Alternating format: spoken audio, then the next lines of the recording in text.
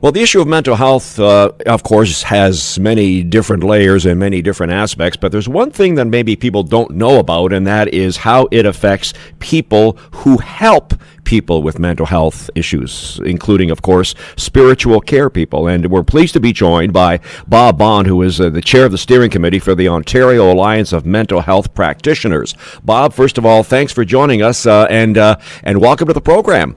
Thank you, Ted. It's good to be with you. Thanks for the opportunity to talk to the public through you. Now, let's talk about, first of all, your group, the Ontario Alliance of Mental Health Practitioners. Kind of encapsulate what that group's all about.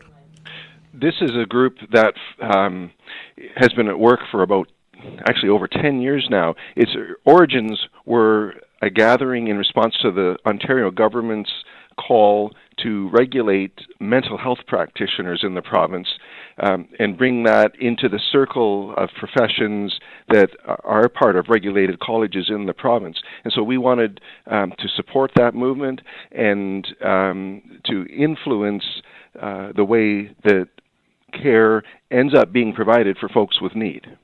Now, one of the things that I know your group deals with, there's actually several, as we say, different aspects. Some of your members are involved with healthcare facilities, pastoral counseling centers, prison and correctional facilities. That one interests me because obviously if people are incarcerated, there is, you would suspect, a little bit of mental health issues that goes on with that. Talk about that one specifically. That one's fascinating. There's a whole slew of things that happen in a person's life that can cause complexity, difficulty, loss, fracture, sort of people going off the track which is most constructive and hopeful for their lives, and that includes events that bring people into prisons, into hospitals, into psychiatric facilities. Chaplains function there as folks who do soul care.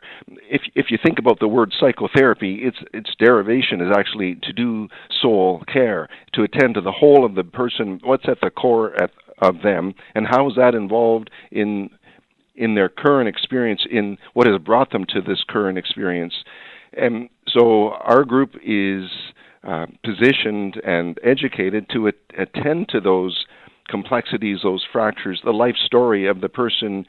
What does it mean that this is happening now? Where has this come from? What kinds of awareness can we come to so that moving forward, you can make decisions that yes, stand on where you are right now, but maybe don't just continue the same energy and process and complexity that has brought you to this point. So we are there to help people seek and find the meaning that by its awareness can inform moving forward. You talked about, I know that you were involved with a conference in Hamilton a while ago, the Ontario Alliance of Mental Health Practitioners. Was there one major topic that was discussed about time and time again? The whole understanding of psychotherapy, its research, its influence on our practice as spiritual care providers, and understanding how we move forward as a collegial group amongst other practitioners. So it's about informing and pursuing our place at the table with everyone else. The work of the Alliance, as we meet and wrestle, some of the issues have been around making the public aware of all the possibilities that they have when they do have some issue in life that they want to attend to. I mean, there are music therapists, there are art therapists, there are play therapists, there's talk therapy, and within talk therapy there's a number of schools and approaches, and for the Ontario public to recognize this resource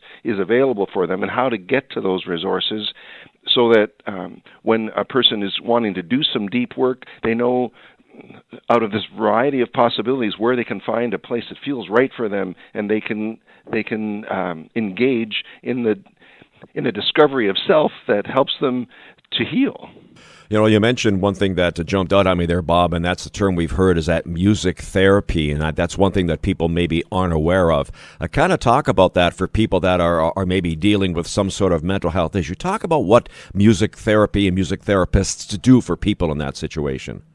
Well, first I would want to refer people to not see me as the expert in response to this, and there are experts who can respond.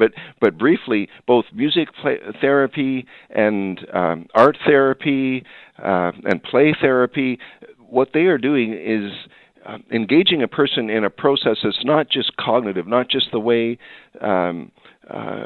logic works in the brain to put ideas together and sentences out and to receive and take part in dialogue. It's entering the person at a different level, sort of where the heart and mind and soul dance together. And at that point, in that place in a person's psyche, to open up and explore possibility. So by expression in music and in art, by receiving music and art, by being stirred, by being creative, by making connections to other points and places in the person's journey, it's an artful thing that parts of the person open up and become clear and become involved in different ways than you might attend to that person just by doing the speaking, the straightforward talk therapy approach. So it accesses and uses resources from a different level inside the person's psyche.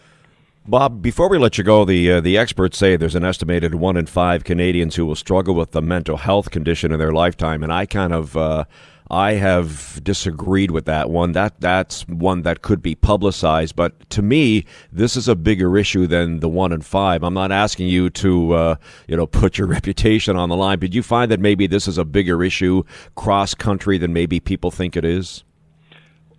Well, let me frame it this way. I think it's a bigger reality than the 1 in 5, because I think it's a reality in all of our lives much of the time. I have a colleague, a psychotherapist in Toronto, who always opens with this line. Just like a person has a general practitioner, a family physician that they turn to when they come to medical issues, every person kind of needs a psychotherapist who they turn to because life throws at us complexity and loss and trauma, and we get a lot of experience in our life that is not simple to process.